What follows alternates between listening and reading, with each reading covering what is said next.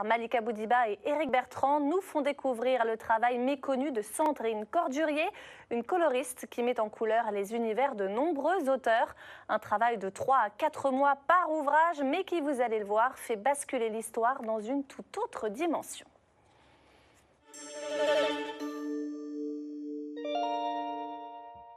Dans une bande dessinée, c'est rarement la chose que l'on remarque en premier, tant elle est prévue pour se faire oublier.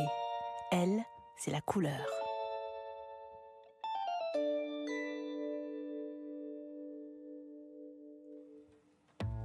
Sandrine Cordurier est une des rares coloristes exerçant en France.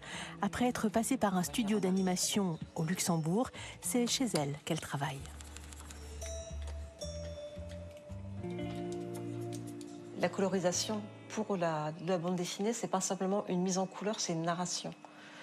C'est-à-dire qu'il faut emmener le regard. Au départ, en fait, je suis sur la page noir et blanc. J'ai en fait un décor avec une rue et le château Castlewitch qui va être en fond. Donc il y a un travail de mise en couleur, de préparation, puis ensuite de travail pour tout ce qui est lumière.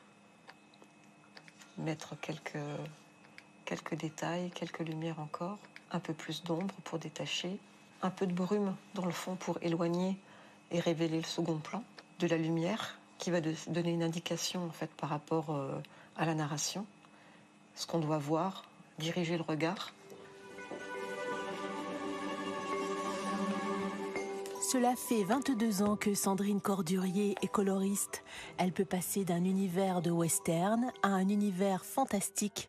Et pour elle, cela change tout.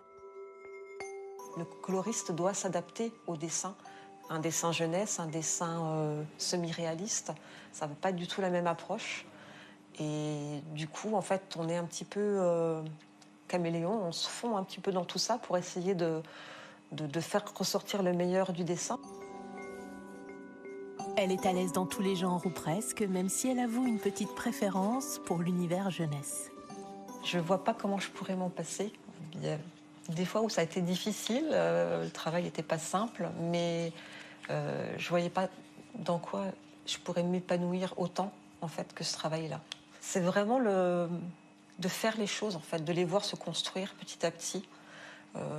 Mettre une BD en couleur, c'est pour moi 3-4 mois de travail. C'est un travail de fourmi. Et puis ensuite, on revient, on fait de la lumière, on crée des ombres. Et c'est la satisfaction peut-être à la fin, quand une page est faite, de se dire j'ai réussi à créer quelque chose.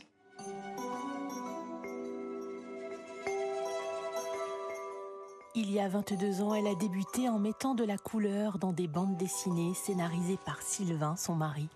Depuis, ils travaillent tous les jours dans la même pièce, mais sur des projets différents. La couleur d'une bande dessinée est aussi une histoire d'intuition, de mystère et d'alchimie.